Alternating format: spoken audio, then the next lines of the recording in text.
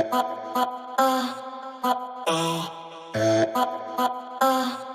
YouTube, thanks for dropping in to check out another Profit Picks episode. Greg here, and in this one, of course, we're going to recap our 2-1 night last night, and we're going to go ahead and we're going to take a look at tonight's action. Before we do that, however, if you could do me a favor, if you're enjoying this content, you're finding it helpful, please do not forget to like, subscribe, drop some comments below. It's absolutely free of charge to you, and it would mean the world to me. With that out of the way, let's go ahead and let's take a look at last night's recap. All right, guys, so just to kind of reiterate what we do here at Profit Picks, I know I've talked about it in the first video, but I don't think I've really mentioned it since.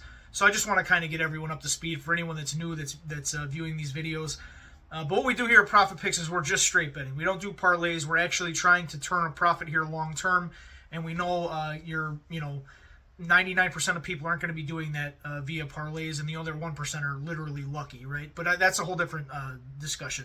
Anyways, we straight bet here at Profit Picks, and I'm sharing those straight bets with you as of December 23rd, and I'm being fully transparent. I'm showing you the wins. I'm showing you the losses. I'm going through them with you. I'm not covering anything up. I'm definitely showing you guys the downsides. You know, if you've been watching these videos the last 2 days, we went 500, but still lost a little bit to the big. And the day before that was a straight-up bad day, which was 3 or 4 days ago. Ultimately, we went 2-4 or something like that. So, but overall, our total progress, and this is what I talk about. So this is kind of what we have to keep, in perspective here. We've done 66 bets since December 23rd, and we've won 40, lost 26, winning at 60%. We're still up 9 units. We're below. We're up only like 8 something yesterday, but after last night, we gained a little bit back, and we're up almost 9 again. So winning at 60% straight bets, you cannot complain. If you can sustain that success, that's how you're going to turn profit. So that's what we're looking to do here. So that out of the way, let's go ahead and let's recap last night. Good night for us. We go 2-1. We really needed that. We needed a winning night. We were kind of idling there at 500 the last 2 days, and then we break through here and we turn a green night. So starting out with the scoring machine, Zach LaVine, over 25.5 points. I think in yesterday's video I mentioned I expect him to get closer to the 30 mark, and that he did. He gets about 31. The Bulls are a mediocre team, honestly. I'm a Bulls fan, obviously, from the Chicagoland area, and they have a pretty much high-powered offense, but the defense is just struggles, and therefore they're kind of mediocre. But anyways, LaVine gets his. I think he's gotten 30 or more of the last 5, or even more than that. So we cashed this one. He had another good game. Next one up we drop, and it's to RJ Barrett, over 19.5 points. What stuck out to me here is, it was just a bad game for the Raptors. The Raptors end up, I think Barrett ends up with 16. He plays 28 minutes in total. And that's the least amount of minutes, second least amount of minutes that he's played the whole season. Basically, all the other games has been like almost 30 or above. And what happened is he lost a lot of time in the fourth quarter. He was out, I think, for the first few minutes of the fourth. He comes back in for maybe a few possessions, and then basically the starters get pulled and the bench comes in just because New York really just keeps pulling ahead on him. So it was just a bad situation, and we dropped that one. Next one up, though, we did end up cashing, and that's going to be the Damian Lillard over the 22.5 points. Damian Lillard ends up getting 26 last night against the Spurs, and I just thought this would be a good spot for him. He's been putting together some decent numbers as of late, and this one was a little bit on the higher side compared to what he's been doing, but I felt like this was a good spot for him to score here against the Spurs. Kicking off tonight's action is going to be DeAndre Hunter over 17.5 points.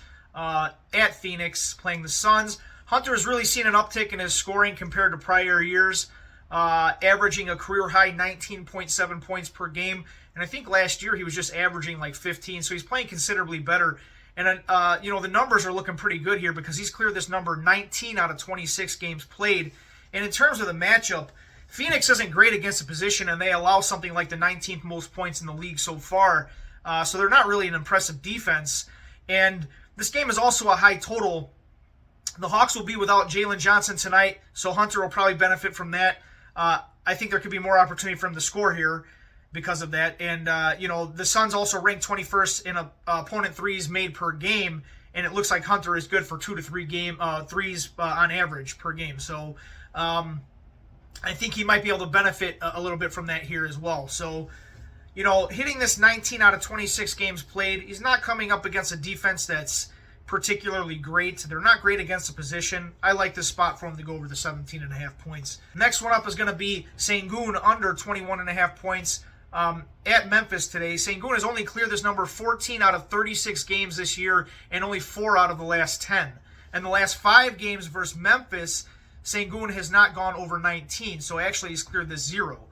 Also, he's only cleared this number 5 out of 16 road games and averaging only 17 points per road game. Next one up, Tyler Herro. We're back on him over 23.5 points. Herro has went over this number 11 out of 17 road games, and he averages 25 points on the road as well.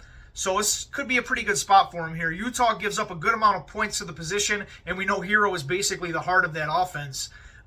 So I think that's a good position for him because Utah gives up a lot of points. They're not great against the 3-ball either, right? So they really struggle defending the 3-ball. Actually, 27th in opponent threes allowed per game. So again, I just like this spot for Herro.